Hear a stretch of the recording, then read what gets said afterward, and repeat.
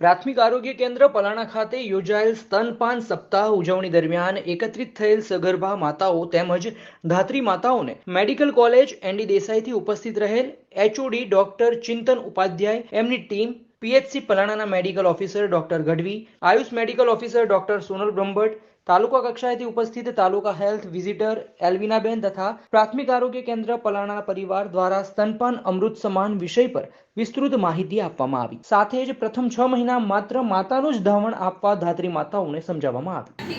બરાબર કે એમાં પછી સર લોકો કે એમાં અમારામાં તે પેન ના લાગે એટલા માટે મેં ટોટલી તમને નથી સમજાવ્યું, પણ આ જે એનડી દેસાઈમાંથી ડોક્ટર્સ ટીમ આવી છે એ તમને બધી સમજ આપશે, બરાબર, સ્તનપાન વિશે। એના માટે આપણે પ્રાગટ્ય દીપ પ્રાગટ્ય સિવાય તો કોઈ પ્રોગ્રામ સ્ટાર્ટ થાય નહીં, તો અત્યારે આપણે દીપ પ્રાગટ્ય કરી અને પ્રોગ્રામ સ્ટાર્ટ કરીશું।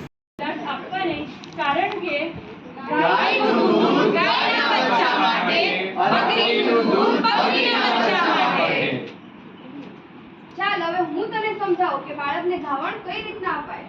સૌથી પહેલા બાળકનું માથું અને બાળકનું શરીર એક જ સ્તર પર હોવું જોઈએ। બાળકનું માથું બરાબર હાથથી પકડેલ હોવું જોઈએ। બાળકનું મોં માતાના સ્તન તરફ વળેલ હોવું જોઈએ।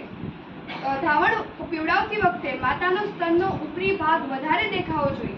સ્તનપાન કરાવતી વખતે બાળકનું મોં બરાબર રીતે ખુલ્લું હોવું જોઈએ।